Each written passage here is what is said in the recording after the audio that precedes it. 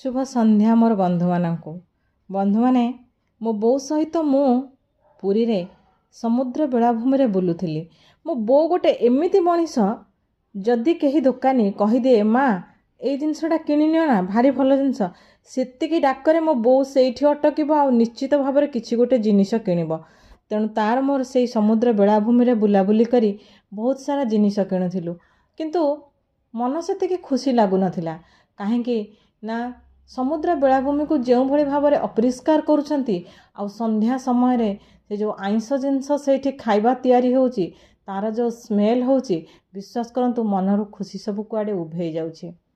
आमे कौन पुण्य करुछे पुरी जाई महाप्रभु को दर्शन करी जेतिकी पुण्य करुछे ताहाकू सेही समुद्र रे भसई देकी सेठी आसुछे। हाँ कि नहीं कहले कहंतिनी मते जेते माठिबू माठ मु सेई दरपड़ा काठ। जेते कहले जेते तंटी फटे चित्कार कले भी आमे जहाकू सेया ना आम भितर किछि सुधार अछि ना किछि परिवर्तन अछि। सेठी खाउछे से प्लेट को सेठी फिंगुछे, सेठी आइसक्रीम खाउछे से खोल को सेठी पकाउछे, पॉलिथिन मध्य पकाउछे, ता सहित निशा बोतल मध्य सेठी गडुछि से समुद्र बाली रे। तेणु ए सब जिनिस आमे केबे आउ बंद करिबा, केबे सुंदर स्वच्छ आ निर्मल करिबा समुद्र बेलाभूमि को।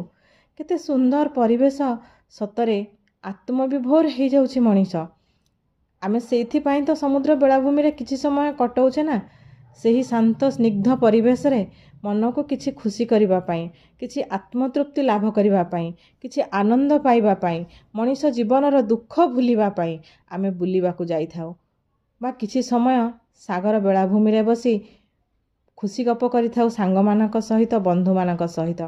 सांग माने निश्चित भाव में आपण माने देखि परिबे मो पछरे पछपटे जने व्यक्ति ठिया होइछंती।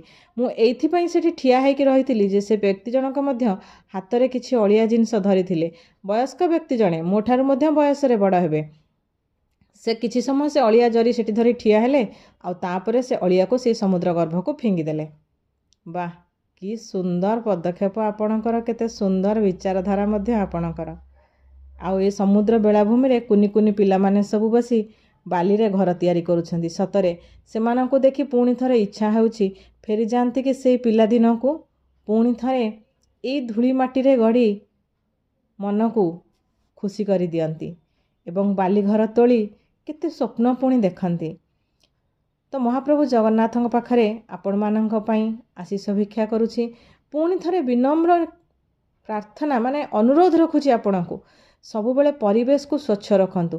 अनुमान करंतु बंधु माने प्रकृत रे जहार मन परिष्कार थिबो, जहार हृदय परिष्कार थिबो, जहार परिवार सुंदर थिबो, जिए निज घर को स्वच्छ सुंदर आ परिष्कार कर रखिथिबो से केबे मध्य बाहरे परिवेश को अपरिष्कार असुंदर करिबो नाही। एइटा मु दृढ़ निश्चित। तेणु निश्चित भाव में आमे माने सजाग रहिबा बेलाभूमि को परिष्कार करी रखिबा पई। ए सुंदर दृश्य को उपभोग करिबा सहित परिवेश को मध्य सुंदर करी स्वच्छ करी रखिबा। आ गोटे अनुरोध अछि मोर, निश्चित भाव में समुद्र बेलाभूमि रे जो आइंस खाइबा तैयारी करा जाउछि ताहाको बंद करा जाउ। तेणु बंधु माने